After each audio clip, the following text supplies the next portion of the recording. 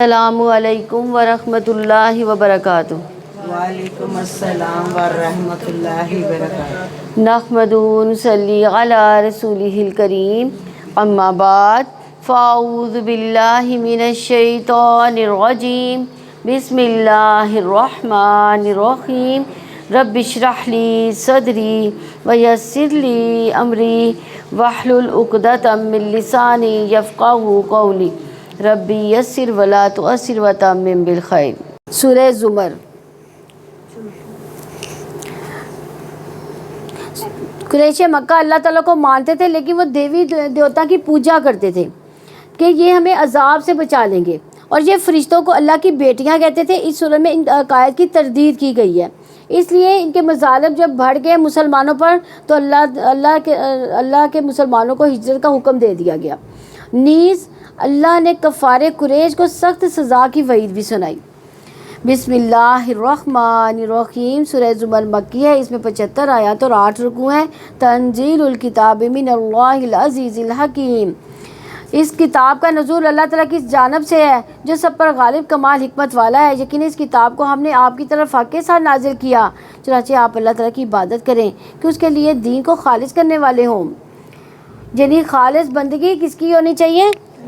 اللہ تعالیٰ کی۔ سن لو، دین خالص اللہ تعالیٰ کا ہے، اور جن لوگوں نے اللہ تعالیٰ کے سوا دوسرے سرپرست بنا رکھے ہیں وہ کہتے ہیں ہم تو ان کی عبادت نہیں کرتے مگر اس لیے کہ وہ ہمیں اللہ تعالیٰ کے قریب کر دیں۔ اچھی طرح قریب کرنا، یقینا اللہ تعالیٰ ان کے درمیان ان تمام باتوں کا فیصلہ کر دے گا جن میں وہ اختلاف کر رہے ہیں۔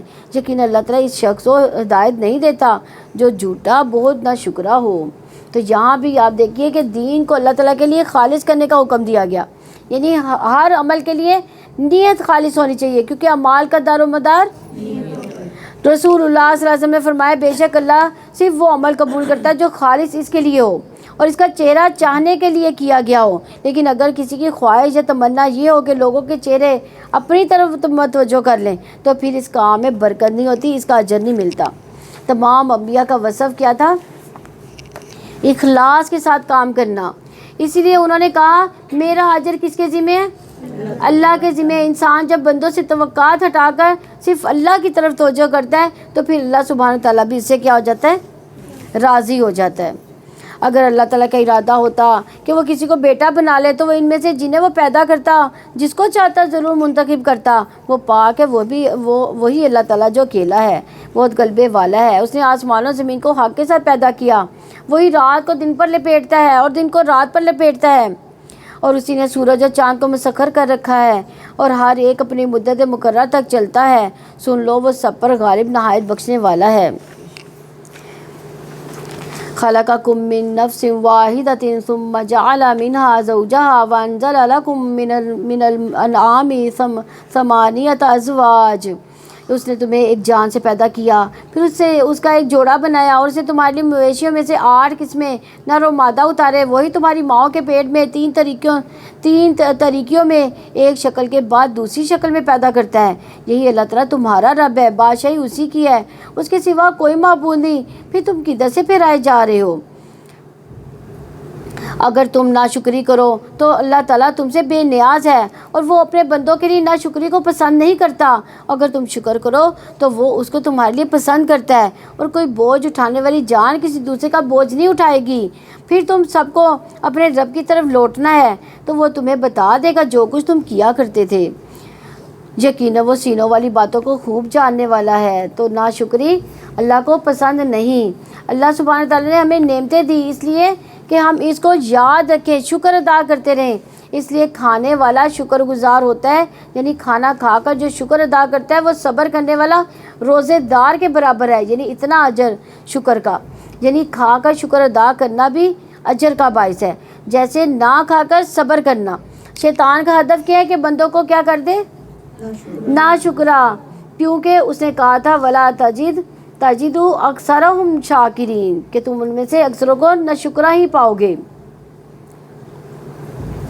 اور جب انسان کو کوئی تکلیف پہنچتی ہے تو وہ اپنے رب کو پکارتا ہے جو اس کی طرف رجوع کرنے والا ہوتا ہے۔ پھر جب وہ اسے اپنی جناب سے کوئی نعمت عطا کرتا ہے تو وہ اسے اس مصیبت کو بھول جاتا ہے جس کی طرف پہلے پکارا گیا تھا، اور وہ اللہ تعالیٰ کے لیے شریک بناتا ہے تاکہ اس کے راستے سے گمراہ کر دے، آپ کہہ دیں کہ ہم ناشکری سے تھوڑا فائدہ اٹھا لو، یقیناً تم دوزخ والوں میں سے ہو۔ کیا یہ اچھا ہے یا جو شخص مطیع فرما بردار ہے، رات کی گھڑیوں میں سجدے کرنے والا ہے، قیام کرنے والا ہے، آخرت سے ڈرتا ہے اور اپنے رب کی رحمت کی امید رکھتا ہے۔ آپ کہہ دیں کہ کیا وہ لوگ جو جانتے ہیں جو نہیں جانتے برابر ہوتے ہیں؟ یقیناً نصیحت و عقل والے ہی قبول کرتے ہیں۔ یعنی تو اب یہاں پہ اخلاص کیسے پیدا کیا جائے گا؟ اخلاص پیدا ہوتا ہے رات کی عبادت سے، جب کوئی دیکھ نہیں رہا ہوتا، دل بھی اللہ تعالیٰ کی طرف زیادہ متوجہ ہوتا ہے، اس وقت ریاکاری بھی نہیں ہوتی۔ اور ایک اور روایت سے پتہ چلتا ہے کہ مومن کا شرف کیا ہے؟ مومن کا شرف قیام اللیل ہے، رات کا قیام۔ نبی صلی اللہ علیہ وسلم نے فرمایا، جبریل علیہ السلام میرے پاس آئے، کہنے لگے، اے محمد صلی اللہ علیہ وسلم جتنا چاہو زندہ رہو، بالآخر تو مرنا ہے، جس کو چاہو محبوب بنا لو، بالآخر تو جدا ہونا ہے، جیسے چاہے عمل کر لو، بالآخر اس کا بدلہ تو ملنا ہے۔ اور جان لو کہ مومن کا شرف قیام اللیل میں ہے، اس کی عزت لوگوں سے بے پرواہ ہو جانے میں ہے، یعنی لوگوں سے لالچ نہیں رکھنا۔ آپ کہہ دے، اے میرے بندو جو ایمان لائے ہو، اپنے رب سے ڈر جاؤ۔ ان لوگوں کے لیے جنہوں نے اس دنیا میں نیکی کی بڑی بھلائی ہے، اور اللہ تعالیٰ کی زمین بڑی وسیع ہے، یقیناً صبر کرنے والوں کو اس کا اجر بغیر حساب کے پورا دیا جائے گا۔ یعنی یہ کتنی بڑی خوشخبری ہے کہ نیکی کا فائدہ دنیا میں بھی ملے گا۔ حضرت علی رضی اللہ عنہ کہتے ہیں کہ اطاعت کرنے والے کو اجر ناپ کے دیا جائے گا، اس کے اجر کا وزن کیا جائے گا، سوائے صبر کرنے والوں کو ان کو اتنا اجر دیا جائے گا چلو بھر بھر کے، یعنی بغیر مقدار کے، بغیر حساب کے۔ روایت میں آتا ہے کہ دنیا میں جو آزمائشوں میں گرے رہے ان کو لایا جائے گا، نہ ان کے لیے ترازو رکھا جائے گا، نہ ہی نامہ مال کھولے جائے گا، اور بغیر حساب پہ ان پر اجر انڈیل دیا جائے گا، یہاں تک کہ ان آزمائشوں والوں کو فضیلت کو دیکھ کر جو لوگ دنیا میں تندرست اور صحت مند تھے وہ وہاں آرزو کریں گے کاش ان کے جسموں کو کینچیوں سے کاٹ دیا جاتا، تو ایسا ہی اجر ملتا ہے جیسے یہ لوگ پا رہے۔ یعنی اس وقت یہ خواہش کریں گے، یعنی کاش دنیا میں ہم مصیبتیں جھیلتے۔ اس کا مطلب یہ نہیں کہ مصیبت مانگنی چاہیے، بندہ مومن کو ہر وقت کوئی نہ کوئی مشکل آتی ہی رہتی ہے، کبھی اولاد کی طرف سے، کبھی اپنے آپ کی طرف سے، کبھی عبادت مشکل لگتی ہے، کبھی روزہ رکھنا، کبھی نیند آتی ہے، کبھی کچھ ہو، تو ایسی ساری چیزیں انسان کے لیے کیا ہے؟ امتحان ہے۔ اور پھر امتحانوں میں انسان اگر صبر کر کے اپنا کام جاری و ساری رکھتا ہے، اللہ کی عبادت کرتا رہتا ہے، اس کی اطاعت کرتا رہتا ہے، اس سے مغلوب نہ ہو جائے، تو یہ کیا ہے؟ صبر ہے۔ آپ کہہ دیں کہ یقیناً مجھے حکم دیا گیا کہ میں دین کو اللہ تعالیٰ کے لیے خالص کرنے والا ہو کر اس کی عبادت کروں۔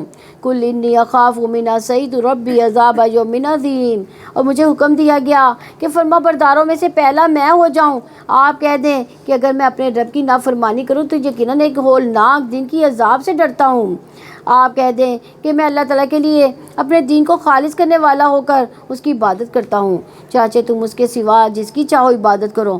آپ کہہ دیں کہ یقیناً خسارہ اٹھانے والے وہ ہیں جنہوں نے اپنے آپ کو، اپنے گھر والوں کو قیامت کے دن خسارے میں ڈال دیا۔ سن لو، یہی کھلا خسارہ ہے۔ ان کے اوپر بھی آگ کے سائبان ہوں گے، ان کے نیچے سے بھی وہ عذاب ہوگا جس سے اللہ تعالیٰ اپنے بندوں کو ڈراتا ہے۔ اے میرے بندوں، پس مجھ سے ہی ڈرو۔ اور جن لوگوں نے طاغوت سے اجتناب کیا کہ وہ اس کی عبادت کریں، انہوں نے اللہ تعالیٰ کی طرف رجوع کیا۔ طاغوت کیا چیز ہے؟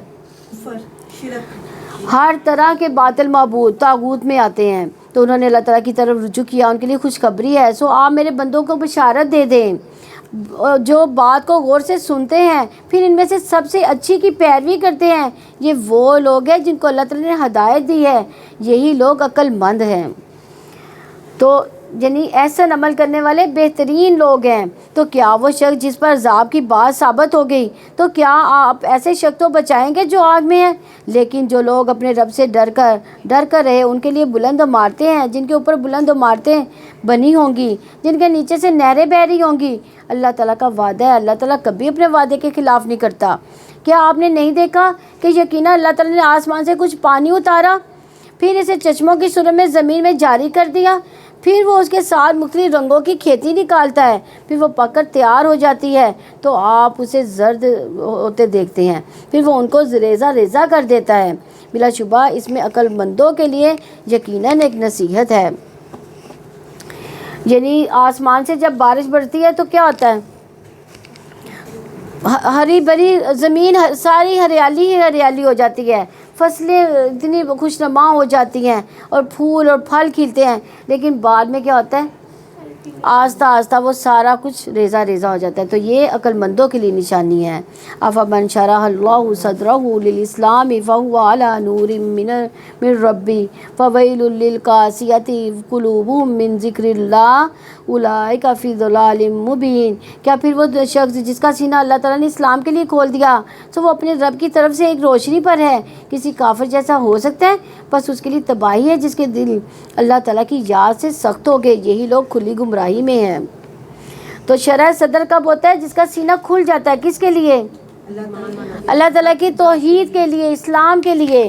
تو جہالت چھوڑ کر علم پر آ جاتا ہے، غفلت چھوڑ کر اسلام کی طرف رجوع کرتا ہے، اللہ کے ذکر پر دوام حاصل کرتا ہے، لوگوں کے ساتھ حسن سلوک کرتا ہے، بہادری کے کام کرتا ہے، اس کا دل کشادہ ہوتا ہے، ڈرتا نہیں، دل سے کینہ نکل جاتا ہے، فضول کام چھوڑ دیتا ہے۔ لیکن جن کے دل اللہ کے ذکر سے سخت ہو گئے، ان کے لیے کیا ہے؟ ان کے لیے ویل ہے، ہلاکت ہے۔ مالک بن دینار کہتے ہیں کسی بھی شخص کو دل کی سختی سے بڑھ کر کوئی سزا نہیں دی گئی، اسی لیے دل کی دشمنی، دل کی جو سختی ہے وہ سب سے بڑی چیز ہے۔ اس کے بارے میں حضرت عائشہ رضی اللہ عنہ سے روایت ہے کہ کچھ دیہاتی رسول اللہ صلی اللہ علیہ وسلم کی خدمت میں آئے اور کہنے لگے کیا آپ اپنے بچوں کو چومتے ہیں؟ آپ صلی اللہ علیہ وسلم نے فرمایا ہاں۔ تو ان دیہاتیوں نے کہا ہم تو اللہ کی قسم اپنے بچوں کو نہیں چومتے۔ تو آپ صلی اللہ علیہ وسلم نے کیا فرمایا؟ اگر اللہ نے تمہارے اندر سے رحم اٹھا لیا تو میں کیا کر سکتا ہوں، کیونکہ یہ دل کی کا سخت ہونا بدبختی کی علامت ہے۔ ایک شخص نے آپ سے اپنے دل کی سختی کی شکایت کی تو آپ نے فرمایا اگر تم دل کو نرم کرنا چاہتے ہو تو مسکین کو کھانا کھلاؤ، یتیم کے سر پہ ہاتھ پھیرو تو تمہارے دل کی سختی دور ہو جائے گی۔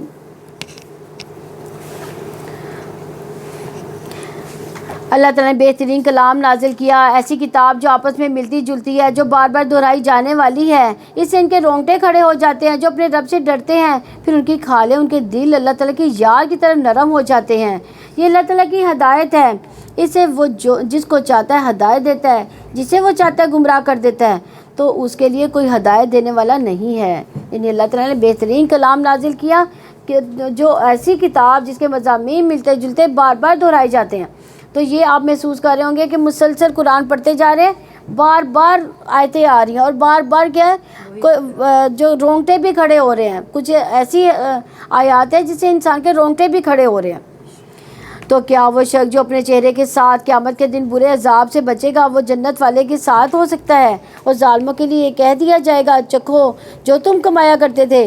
ان سے پہلے لوگوں نے بھی جھٹلا دیا تو ان پر عذاب آیا جہاں سے وہ سوچتے بھی نہ تھے، بس اللہ تعالیٰ نے انہیں دنیا کی زندگی میں رسوائی کا عذاب چکھایا اور یقیناً آخرت کا عذاب زیادہ بڑا ہے، کاش کہ وہ جانتے ہوتے۔ اور بلا شبہ یقیناً ہم نے اس قرآن میں لوگوں کے لیے ہر قسم کی مثالیں بیان کی کہ تاکہ وہ نصیحت حاصل کریں۔ یہ عربی قرآن ہے جس میں کوئی ٹیڑھ نہیں، تاکہ تم بچ جاؤ، تاکہ وہ بچ جائیں۔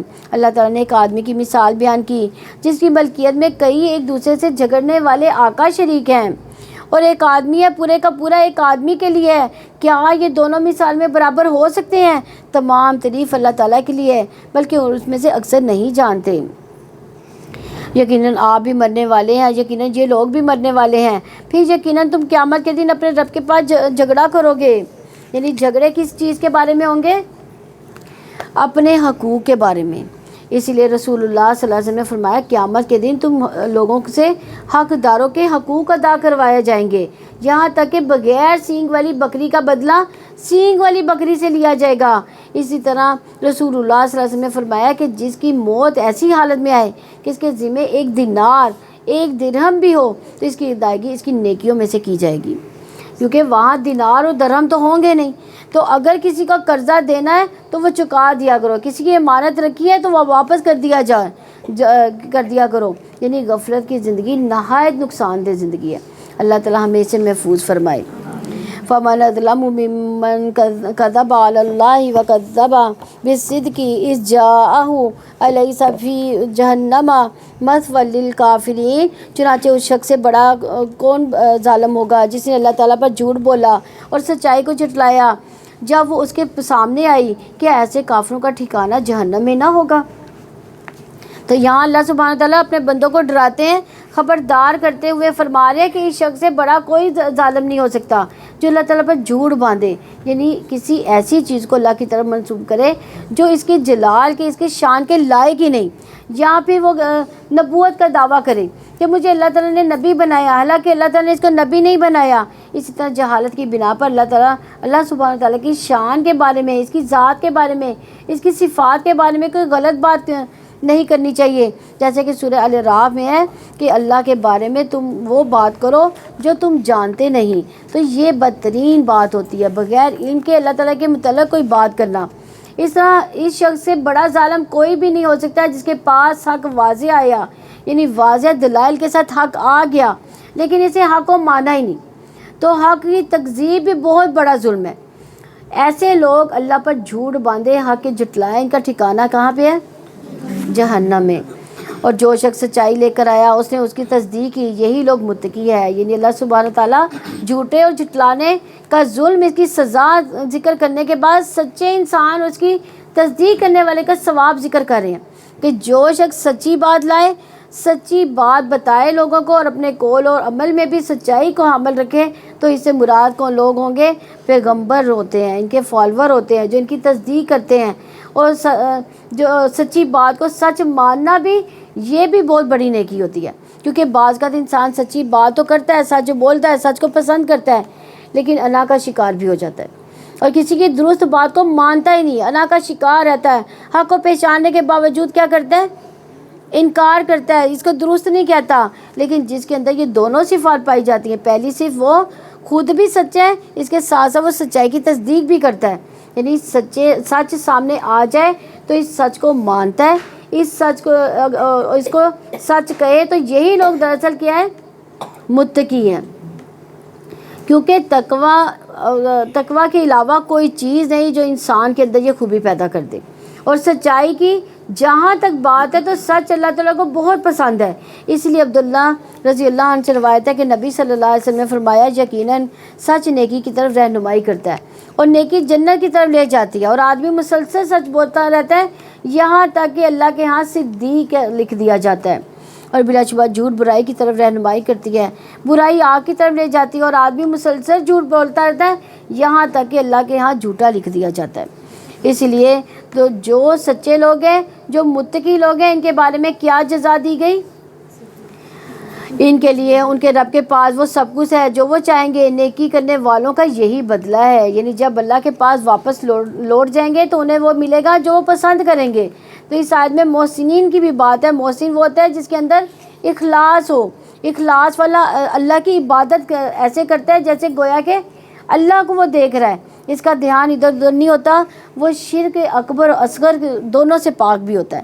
جیسے جبریل علیہ السلام جب حضور صلی اللہ علیہ وسلم سے آ کر سوال کر رہے تھے، آ کر کہ مجھے احسان کے بارے میں بتائیے، تو آپ صلی اللہ علیہ وسلم نے فرمایا ان تعبد اللہ کا انہ کا ترا، کہ تم اللہ کی عبادت اس طرح کرو گویا کہ اللہ کو دیکھ رہے ہو۔ تو محسن کا کردار کیا ہے کہ محسن اپنے رویے کے اندر بہت ہی مخلص ہوتا ہے، پھر اس طرح جو دوسروں کو اس کے حق سے زیادہ دیتا ہے وہ بھی محسن ہوتا ہے، تاکہ اللہ تعالیٰ ان سے وہ بدترین عمل دور کر دے جو انہوں نے کیے، اور انہیں ان بہترین اعمال کے مطابق ان کا اجر دے جو وہ کیا کرتے تھے۔ کیونکہ چاہے کوئی محسن ہو، متقی ہو، مومن ہو، کوئی بھی ہو، لیکن یہ پاسبل ہی نہیں ہے کہ اسے کوئی غلطی نہ ہو، یہ ناممکن ہے۔ تو اس سے غلطی ہوگی، ہر انسان سے کوئی کتنا ہی نیک ہو جائے، کتنا ہی پاک باز کیوں نہ ہو جائے، تو لیکن اسے کیا ہوگا؟ غلطی ہو جاتی ہے۔ تو پھر ایسی صورت میں کیا ہوگا؟ اللہ تعالیٰ محسنین سے ان کی برائیاں دور کر دیتا ہے۔ کیا اللہ تعالیٰ ہی اپنے بندے کے لیے کافی نہیں ہے؟ اور جو اس کے سوا ان کو آپ کو دوسروں سے ڈراتے ہیں، اور جس کو اللہ تعالیٰ گمراہ کر دے اسے کوئی راہ پر لانے والا نہیں۔ تو یہاں پر ان لوگوں کی بات کی گئی ہے کہ جو لوگوں کو اللہ کے علاوہ غیر اللہ سے ڈراتے ہیں، بتوں کو بتوں کی مار سے ڈراتے ہیں، یا اپنے دیوتاؤں کی اسرار سے ڈراتے ہیں، لیکن مومن ہمیشہ کس سے ڈرتا ہے؟ اللہ تعالیٰ سے۔ غیر اللہ سے ڈرنا مشرکین کا طریقہ کار ہے۔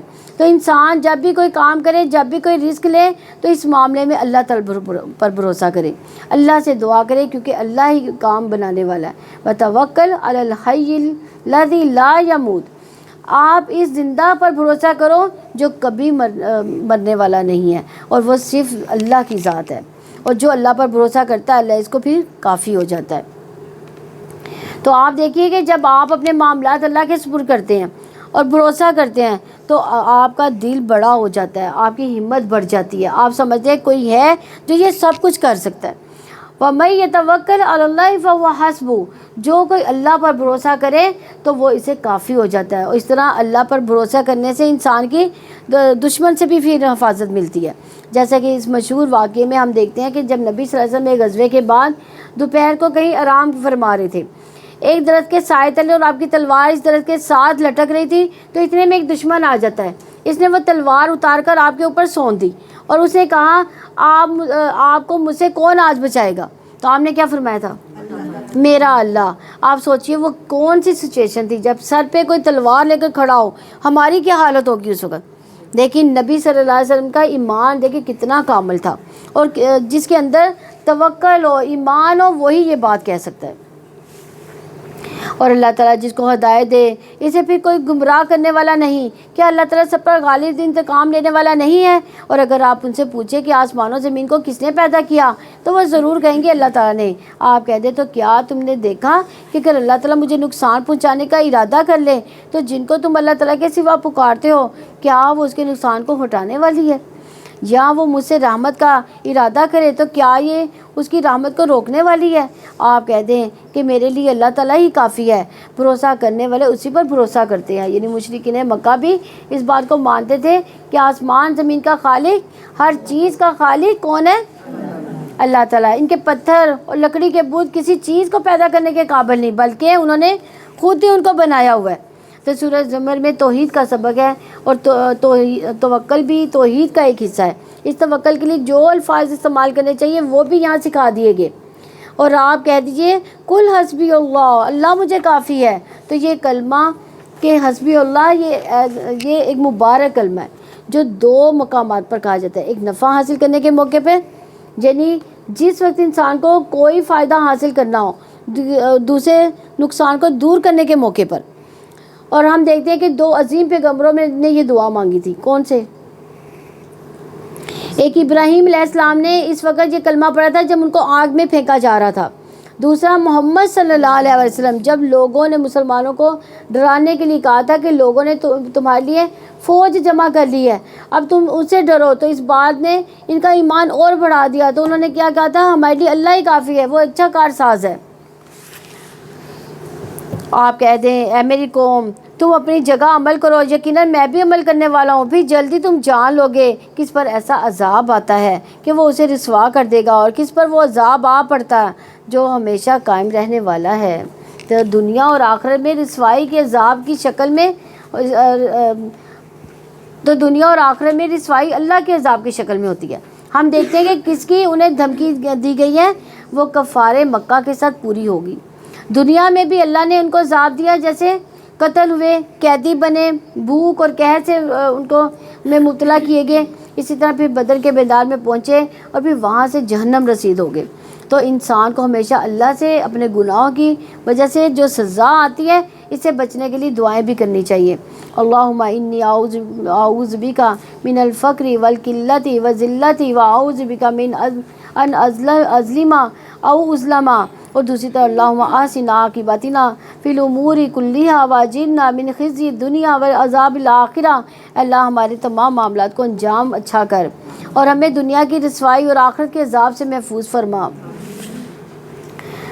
یقیناً ہم نے آپ پر تمام انسانوں کے لیے حق کے ساتھ کتاب نازل کی، چنانچہ جو سیدھے راستے پر چلے تو وہ اپنی جان کے لیے، اور جو گمراہ ہو گیا تو یقیناً وہ اپنے لیے گمراہ ہوگا، اور آپ ان پر ہرگز کوئی ذمہ دار نہیں۔ اللہ تعالیٰ جانوں کو ان کے موت کے وقت اور جن کی موت نہیں آئی ان کو سونے کے وقت اپنے قبضے میں لے لیتا ہے، پھر وہ اسے روک لیتا ہے جس پر اس نے موت کا فیصلہ کیا، اور دوسروں کو ایک مقرر وقت تک بھیج دیتا ہے۔ یقیناً اس میں ان لوگوں کے لیے نشانیاں ہیں جو غور و فکر کرتے ہیں۔ تو اس سے یہ پتہ چلتا ہے کہ جب انسان سوتا ہے، یعنی جو نیند ہے اس کی موت کی بہن ہے، اور موت کا ہی ایک ایکسپیرینس ہے، نیند کی حالت میں ایک روح چلی جاتی ہے جس کی وجہ سے انسان نہ پھر سن سکتا ہے، نہ کوئی کام کاج کر سکتا ہے، اور وہ ایک ہی دنیا میں ہوتا ہے۔ اسی بنا پر بعض اوقات وہ مرے ہوئے لوگوں میں بھی جا ملتا ہے، یعنی بعض کا ہم کہتے ہیں نا، تو اس کی روح جو ہے وہ مختلف جگہوں سے مختلف مشاہدات کرتی ہوئی آتی ہے۔ آپ نے سنا ہوگا کئی لوگ سوتے ہیں تو پھر دوبارہ نہیں اٹھتے، یعنی سوتے میں ہی دنیا سے رخصت ہو جاتے ہیں، کیونکہ جس کی موت کا فیصلہ ہو چکا اس کی روح واپس نہیں لوٹائی جاتی، بلکہ دوسری بھی لے لی جاتی ہے جو اس کے جسم میں ہوتی ہے۔ اور جہاں آخر میں جو بات فرمائی گئی کہ اس میں غور و فکر کرنے والوں کے لیے نشانیاں ہیں، اس لیے مقاتل کہتے ہیں اس میں ان لوگوں کے لیے نشانیاں ہیں جو قیامت کے دن قبروں سے اٹھنے کے معاملے میں غور و فکر کرتے ہیں کہ قیامت کے دن دوبارہ کیسے اٹھیں گے۔ ایسے ہی جیسے اللہ دنیا میں دوبارہ روح ڈالتا ہے نیند سے جاگتے وقت، تو وہاں قبر میں بھی دوبارہ بھیجیں گے اور انسان قبروں سے باہر نکل آئے گا اسی طرح۔ یعنی سونے والے کی روح کو قبض کرنا، پھر اس قبض کرنے کے بعد چھوڑ دینا، قیامت کے دن قبروں سے دوبارہ اٹھائے جانے کی دلیل ہے یہ۔ تو انسان کو سوتے اور جاگتے وقت اپنی موت کو یاد رکھنا چاہیے، اس لیے ہم رات کو سوتے ہوئے کیا پڑھتے ہیں؟ اللہم بسمک اموت و احیا، اور صبح اٹھ کر کیا پڑھتے ہیں؟ الحمدللہ الذی احیانا بعد ما اماتنا و الیہ النشور۔ کیا انہوں نے اللہ تعالیٰ کو چھوڑ کر کوئی سفارشی بنا لیے ہیں؟ آپ کہتے ہیں کہ کیا اگرچہ وہ نہ ملکیت رکھتے اور نہ وہ سمجھ سکتے، اور آپ کہتے ہیں کہ سفارش ساری کی ساری اللہ تعالیٰ کے اختیار میں، آسمان و زمین کی بادشاہت اسی کے لیے ہے، پھر اسی کی طرح تم لوٹائے جاؤ گے۔ اور جب اکیلے اللہ تعالیٰ کا ذکر کیا جاتا ہے تو ان لوگوں کے دل تنگ پڑتے ہیں جو آخرت پر ایمان نہیں رکھتے، اور جب ان کے سوا دوسروں کا ذکر کیا جاتا ہے تب وہ خوش و خرم ہو جاتے ہیں۔ یعنی ہمیں بھی سوچنا چاہیے کہ ہمارا دل کس بات پر گھٹتا ہے اور کس پر خوش ہوتا ہے۔ کیا اللہ کے ذکر پر تو نہیں ہمارا دل گھٹتا کہ ہائے اتنی دیر اللہ تعالیٰ کی باتیں سن لی، یا پڑھنی پڑ گئی یا کرنی پڑ گئی، لیکن دوسری طرف مومن کے سامنے جب اللہ کا ذکر کیا جاتا ہے تو اس کا دل خوش ہو جاتا ہے، مطمئن ہو جاتا ہے، دل لگا کر بات سنتا ہے۔ اور مشرکین کیا کرتے تھے؟ غیر اللہ کے ذکر سے خوش ہوتے تھے، اللہ کے ذکر پر ان کے دل گھٹتے تھے۔ اور یہ ہر انسان پر ویری کرتا ہے کہ وہ کس چیز کو پسند کرتا ہے، کیونکہ جو جس چیز کو پسند کرتا ہے اس کا ذکر آتے ہی اس کے منہ پر کیا آئے گا؟ مسکراہٹ آ جائے گی۔ آپ دیکھیے اپنی عام زندگی میں بھی کہ کون سی چیزیں جس کے ذکر سے آپ خوش ہوتے ہیں، تو یقیناً وہ چیزیں ہوں گی جو آپ کی پسند کی ہوں گی۔ کون سی چیزیں ہیں جن کا نام سنتے ہی آپ کے اندر ایک وحشت اور گھبراہٹ آ جاتی ہے؟ تو اس سے بھی آپ اپنا جائزہ لے سکتے ہیں کہ آپ کہاں پہ ہیں، کھڑے ہیں، یعنی آپ کا ایمان کتنا ہے، آپ کی دلچسپیاں کتنی ہیں۔ تو ایمان والے دن کے مختلف اوقات میں اللہ کو یاد کرتے ہیں، اس کی طرف رجوع کرتے ہیں اور اسی میں خوش ہوتے ہیں۔ مثلا صبح اٹھتے ہیں تو اللہ تعالیٰ کو یاد کرتے ہیں، اذان سنتے ہیں تو کیا کرتے ہیں؟ اللہ کو یاد کرتے ہیں، وضو کرتے ہیں تو پھر اللہ کا ذکر کرتے ہیں، نماز بجاتے خود ذکر ہے، نماز کے بعد بھی کیا کرتے ہیں؟ ذکر کرتے ہیں، صبح شام کے اذکار کرتے ہیں۔ یہ سب کس کا فعل ہے؟ مومن کا فعل ہے۔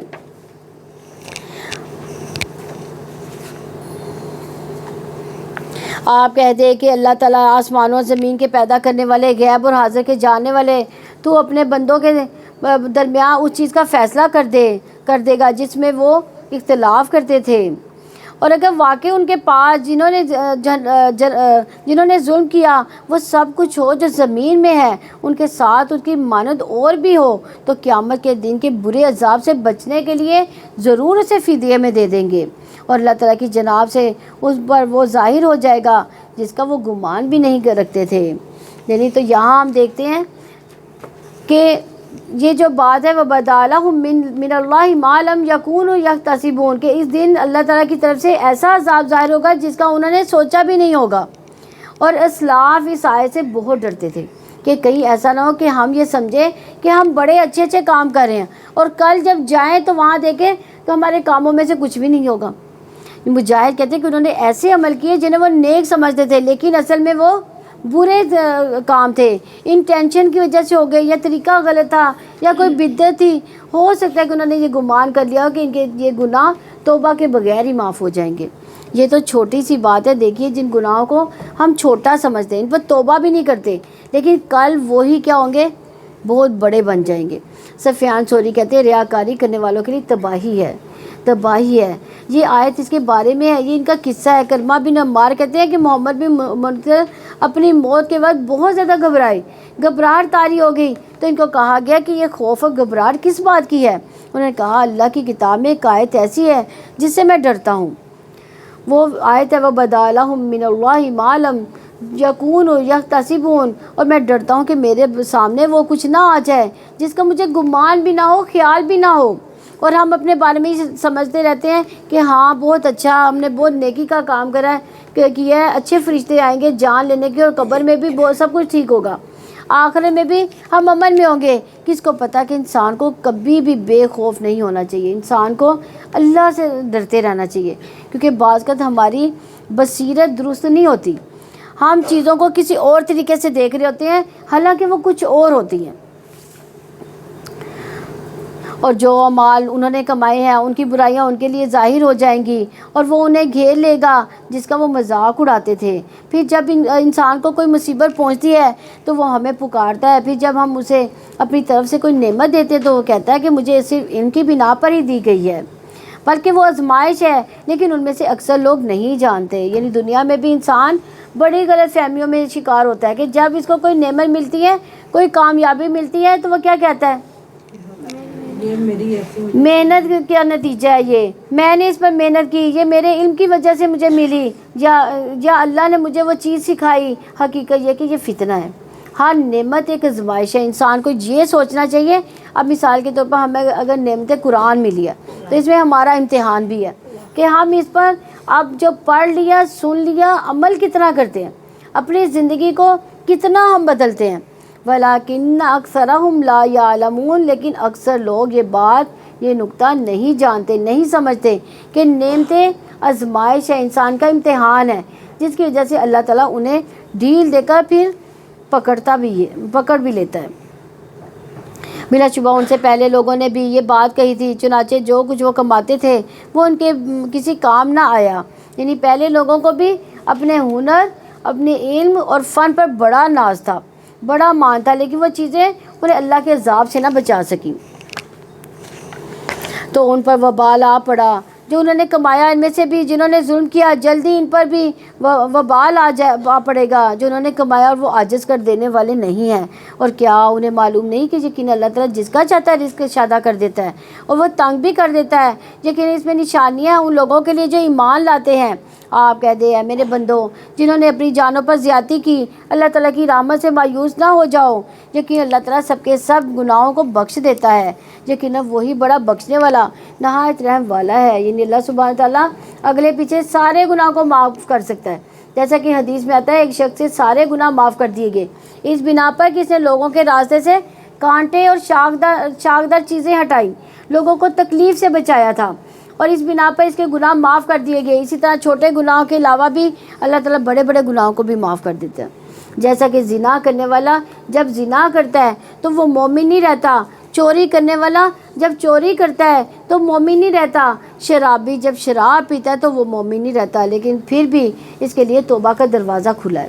اگر کوئی شرمندہ ہو کر واپس پلٹتا ہے، اللہ تعالیٰ سے معافی مانگ لیتا ہے تو آئندہ نہ کرنے کا عہد کر لیتا ہے تو اللہ تعالیٰ اس کو معاف کر دیتا ہے. جیسا کہ ہم نے دیکھا تھا 100 لوگوں کا قاتل بھی کیا ہوا تھا، بخش دیا گیا تھا. جب اس کے دل میں شدید شرمندگی آئی تھی، اس نے توبہ کر کے اپنا علاقہ ہی چھوڑ دیا کہ میں گناہ سے برحال نکلنا چاہتا ہوں.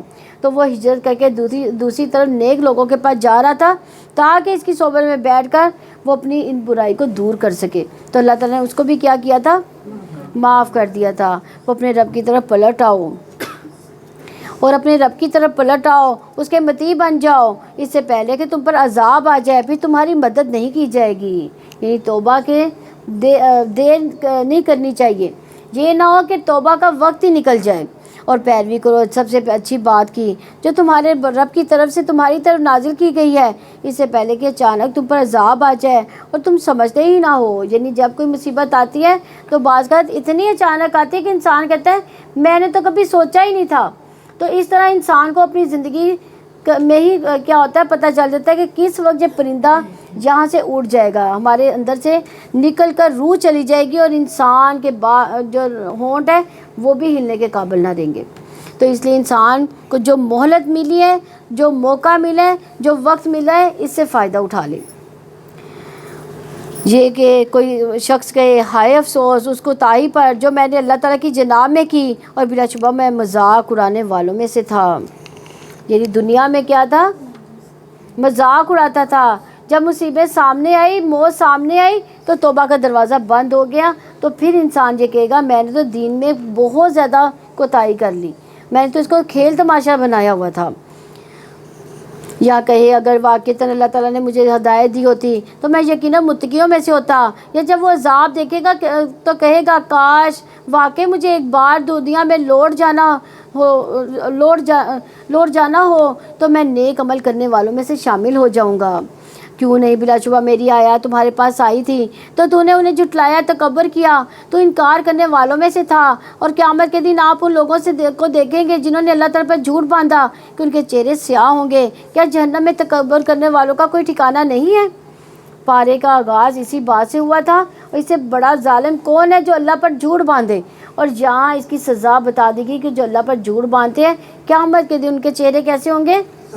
سیاہ ہوں گے۔ اور جن لوگوں نے تقوی اختیار کیا ہے ان کی کامیابی کی وجہ سے اللہ تعالیٰ انہیں نجات دے گا، نہ انہیں کوئی تکلیف چھوئے گی، نہ ہی وہ غمگین ہوں گے۔ اللہ تعالیٰ ہر چیز کا خالق ہے، وہی ہر چیز کا نگہبان ہے۔ یہ سب چیزوں کی نگرانی کون کرتا ہے؟ اللہ۔ آسمان و زمین کی کنجیاں اسی کے پاس ہے۔ جن لوگوں نے اللہ تعالیٰ کی آیات کا انکار کیا وہی خسارہ پانے والے ہیں۔ آپ کہہ دیں اے جاہلو، تو کیا تم مجھے حکم دیتے ہو کہ میں غیر اللہ کی عبادت کروں؟ اور بلا شبہ یقیناً آپ کی طرف اور آپ کے پہلے لوگوں کی طرف وحی کی گئی کہ اگر آپ نے شرک کیا تو یقیناً ضرور آپ کا عمل ضائع ہو جائے گا اور آپ ضرور خسارہ اٹھانے والوں میں سے ہو جائیں گے۔ یعنی شرک کا گناہ کسی سے بھی قابل قبول نہیں ہے۔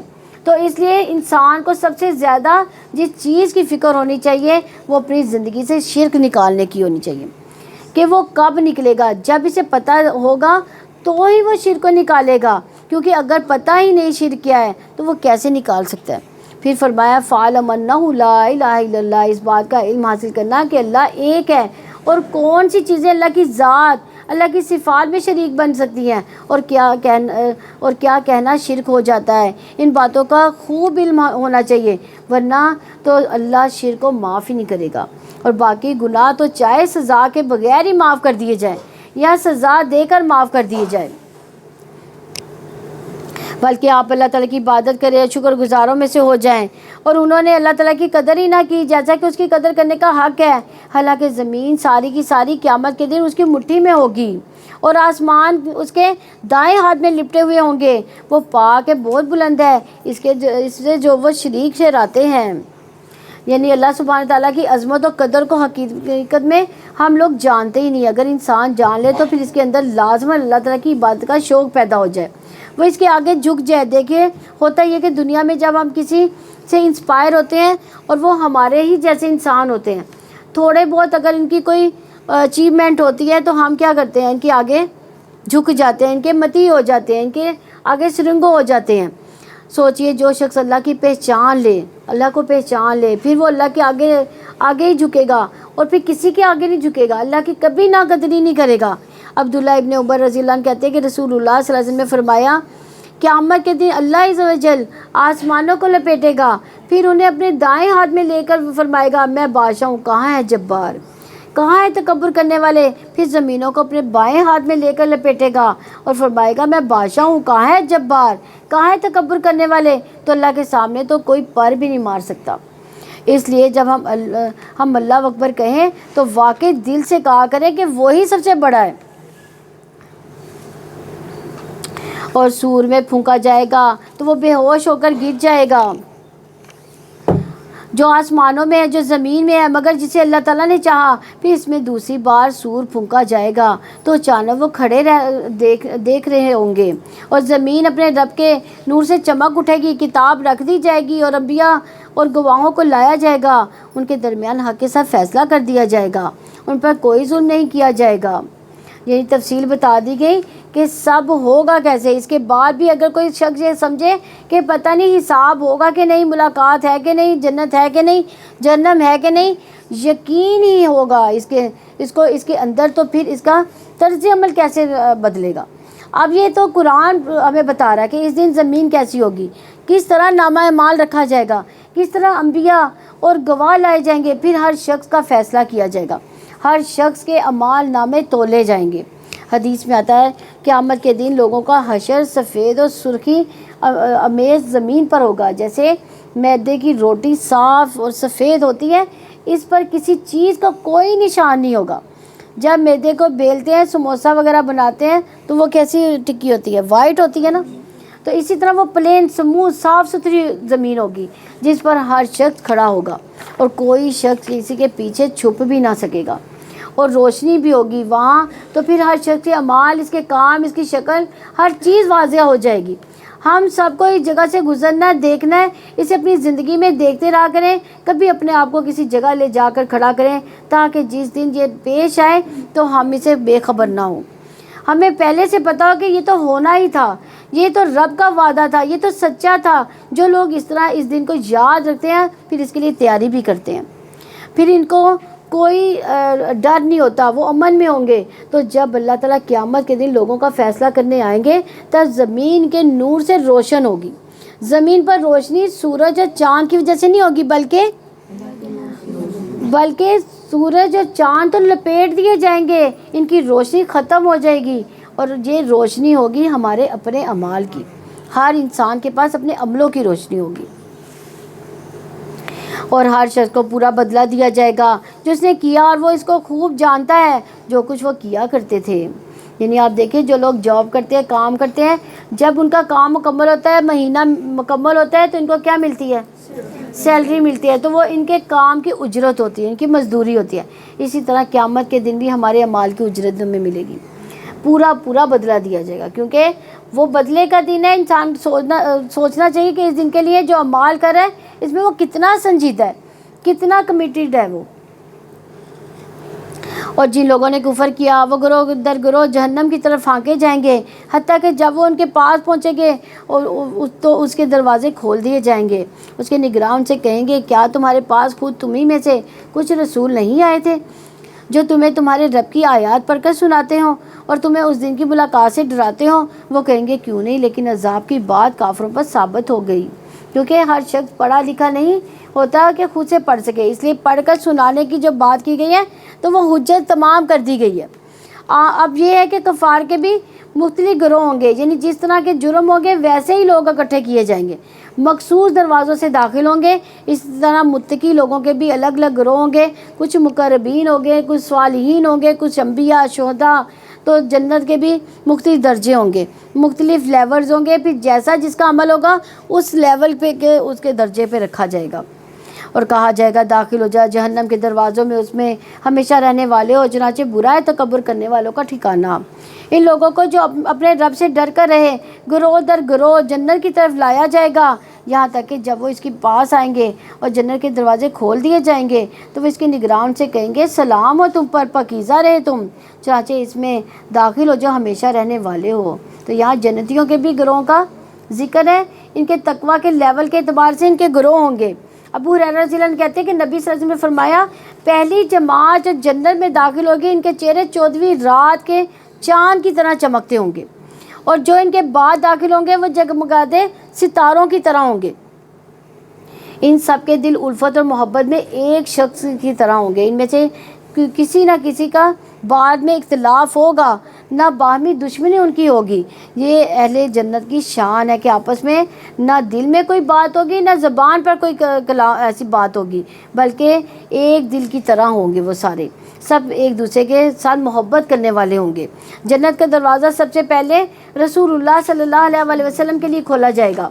رسول اللہ صلی اللہ علیہ وسلم نے فرمایا, میں قیامت کے دن جنت کے دروازے پر آؤں گا, اسے کھلواؤں گا. پھر جنت کا دروگا کہے گا, آپ کون ہیں؟ میں کہوں گا محمد صلی اللہ علیہ وسلم. تو وہ کہے گا, مجھے آپ سے پہلے کسی کے لیے دروازہ کھولنے کا حکم نہیں دیا گیا. یعنی آپ صلی اللہ علیہ وسلم ہی سب سے پہلے افتتاح کریں گے, سب سے پہلے آپ صلی اللہ علیہ وسلم ہی انٹر ہوں گے, اور آپ صلی اللہ علیہ وآلہ وسلم کی امتی ساتھ ہی داخل ہوں گے، اور اس وقت وہ کیا کہیں گے؟ اور وہ کہیں گے سب تعریف اللہ تعالیٰ کے لیے ہے جس نے ہمارے ساتھ اپنا وعدہ سچا کیا اور ہمیں زمین کا وارث بنا دیا، ہم جنت میں سے جہاں چاہیں گے جگہ بنا لیں، سو کیا ہی بہترین اجر ہے عمل کرنے والوں کا۔ وَتَرَى الْمَلَائِكَةَ حَافِّينَ مِنْ حَوْلِ الْعَرْشِ يُسَبِّحُونَ بِحَمْدِ رَبِّهِمْ وَقُضِيَ بَيْنَهُمْ بِالْحَقِّ وَقِيلَ الْحَمْدُ لِلَّهِ رَبِّ الْعَالَمِينَ۔ اور آپ فرشتوں کو دیکھیں گے عرش کے گرد حلقہ بنائے اپنے رب کی حمد کے ساتھ تسبیح کر رہے ہیں، اور لوگوں کے درمیان حق کے ساتھ فیصلہ کر دیا جائے گا، اور کہا جائے گا تمام تعریف اللہ تعالیٰ ہی کے لیے ہے جو سارے جہانوں کا رب ہے۔ تو پوری کائنات اللہ کی حمد کر رہی ہوگی، آسمان والے، زمین والے، نیک اور بد، جن و انس، حتیٰ کہ آگ والے بھی اللہ تعالیٰ کی حمد بیان کر رہے ہوں گے۔ الحمدللہ آدم علیہ السلام کا پہلا جملہ تھا، مومن کی جان نکلتی ہے تو وہ کیا کہتا ہے؟ الحمدللہ کہہ رہا ہوتا ہے۔ جنت کے داخلے پر ایمان والے کیا کہیں گے؟ الحمدللہ، الحمدللہ الذی ہدانا لہذا، اور جنتیوں کا تو پھر کھانا پینا بھی یہی ہوگا، یعنی اللہ کی حمد و ثنا۔ نبی صلی اللہ علیہ وسلم فرماتے ہیں یقیناً اہل جنت کھائیں گے جنت میں اور پئیں گے، لیکن نہ اس میں تھوکیں گے، نہ پیشاب ہوگا، نہ رفع حاجت ہوگی، نہ کی کوئی گندگی ہوگی، کوئی گندگی نہ ہوگی۔ صحابہ نے پوچھا پھر ان کے کھانے کا کیا بنے گا؟ یعنی جو کھانا اندر لے کے جائیں گے یہ کیسے ہضم ہوگا؟ آپ صلی اللہ علیہ وسلم نے فرمایا ادکار آئے گی اور کستوری کے پسینے کی طرح پسینہ آئے گا، یعنی خوشبودار پسینے کی شکل میں وہ جسم سے نکل جائے گا۔ ان کو تسبیح، تحمید اس طرح الہام کر دیے جائیں گے جس طرح سانس کو الہام کیا گیا ہے۔ سانس کو اللہ نے الہام کیا ہے، اس لیے وہ خود ہی خود کام کرتا جا رہا ہے، ہمیں اس کو کھینچنا نہیں پڑتا۔ اگر ہر دفعہ میں کھینچ کر لانا پڑے تو کیا حال ہو جائے گا ہمارا، یعنی سانس کے لیے زور نہیں لگانا پڑتا، تو وہاں بھی تسبیح پڑھنے کے لیے بھی زبان ایسے ہی روا دوا ہوگی جیسے کہ دنیا میں ہم سانس لیتے ہیں۔ کچھ لوگ دنیا میں بھی اللہ کا اتنا ہی ذکر کرتے ہیں، ان کی زبانوں پر تسبیح پھر اٹکتی ہی نہیں، چلتی ہی چلی جاتی ہے۔ آپ دیکھیں رات کو جب نبی صلی اللہ علیہ وسلم سوتے تھے تو تسبیح کرتے تھے، کون سی؟ سبحان اللہ پڑھتے تھے، تسبیح کرتے تھے۔ تو آپ بھی انشاءاللہ ہمیں بھی اللہ تعالیٰ اس بات کی توفیق عطا فرمائے کہ ہم بھی سب تسبیحات کرتے رہیں ہر وقت۔